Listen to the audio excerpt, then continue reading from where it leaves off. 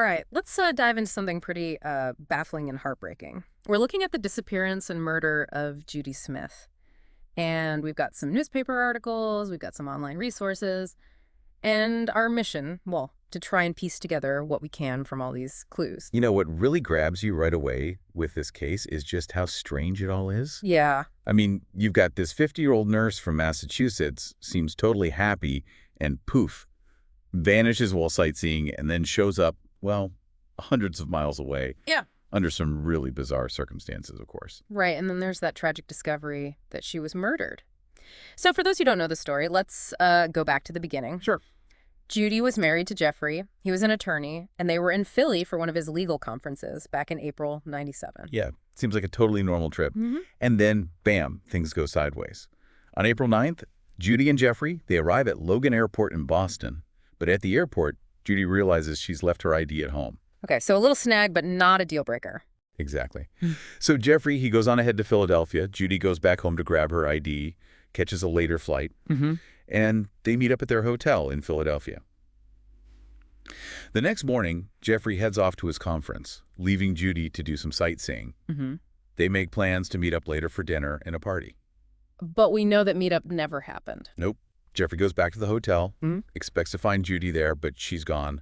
Hours go by, and by midnight, he calls the police. Now, in these kinds of cases, suspicion often falls on the spouse. Okay? Oh, for sure. It did in this case, too. But get this. The police quickly confirmed Judy was on that later flight. Yeah. And they were able to rule Jeffrey out pretty early on. So if it wasn't Jeffrey, what do we have in terms of Judy's last known movements? Well, there are a few confirmed sightings in Philly before she vanished. One hotel employee remembers her asking about the FHLAH bus. The tourist bus. Yeah, exactly.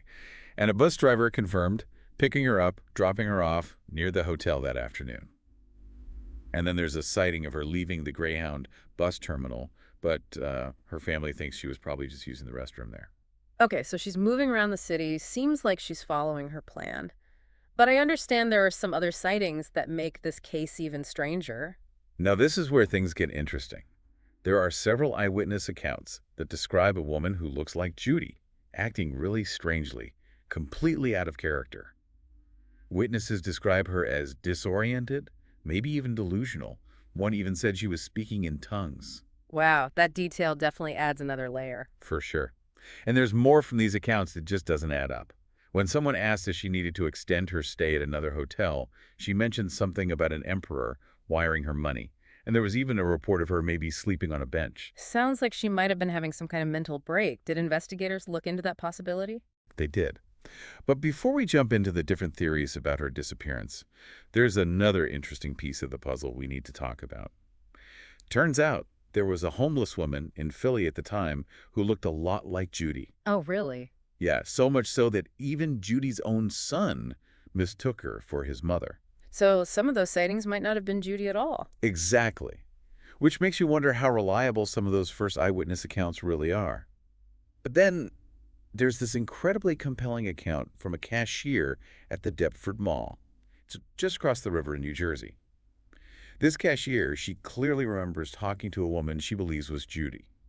The woman was buying clothes for her daughter and even made a joke about how her daughter rarely liked the clothes she picked out. And that was a detail that Judy's daughter later confirmed. Exactly. It's very specific and personal. But here's where it gets strange again. The cashier remembers Judy getting really confused as she was leaving the store. She even tried to get a young girl to leave the mall with her, said the girl was her daughter. Whoa, that's really disturbing. Sounds like a possible abduction attempt. Was there any more information released about this? Unfortunately not. But it paints a really unsettling picture, doesn't it? A normal conversation suddenly turns into something potentially dangerous. Absolutely. Feels like we've got more questions than answers right now. And it's about to get even more complicated. Yeah. Remember, all of this is happening before the really shocking discovery 5 months later. You're talking about her remains being found in North Carolina. That's where we need to pick up next. Okay, so let's fast forward a bit to September 7th, 1997, 5 months after Judy disappeared. Two hikers, they're in the Pisgah National Forest near Asheville, North Carolina, and they come across, well, human remains scattered over a pretty remote area. Hundreds of miles from where she was last seen. Talk about a curveball. Yeah, no kidding. The location being so remote, it immediately raised some eyebrows. This isn't a place you just stumble into. And through dental records, they were able to positively identify the remains as Judy Smith. So not only is she missing, but now we're dealing with a homicide. What did investigators find out about her death? The medical examiner, they ruled her death a homicide caused by multiple stab wounds.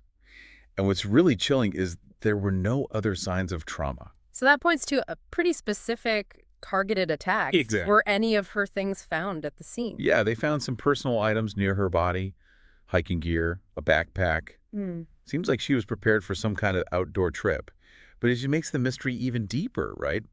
I mean, why would Judy, who disappeared from Philadelphia, end up in a remote forest in North Carolina with hiking gear? It's like we're looking at two separate cases, the disappearance in Philly and then this murder in North Carolina. That's a great point. And that's what makes this whole thing so hard to figure out. There's so many layers to peel back. I'm curious, what's your take on everything so far? What do you find most puzzling? Honestly, it's hard to pick just one thing. The eyewitness accounts of her acting disoriented, those really stuck with me. Was it a real mental break? Was something else going on? Like, was someone manipulating her or forcing her to do things? Yeah, that's one of the biggest head scratchers in this case, for sure. And it ties right into some of the theories that have come up, trying to explain what happened to Judy. One theory is that she went to North Carolina on purpose. We know she'd been there before and liked it. Maybe she was feeling overwhelmed, decided to take a spur-of-the-moment trip to the mountains. But that wouldn't explain the murder. Nope, definitely not. And it also doesn't explain why she wouldn't tell her husband, or anyone else for that matter, about her plans. It's a theory with some holes in it. What are some of the other theories? Another theory is that she was abducted from Philadelphia and taken to North Carolina against her will. That one has always intrigued me, but I always come back to the same questions. What would the motive be? Why take her so far away? And how do you even pull that off without anyone noticing?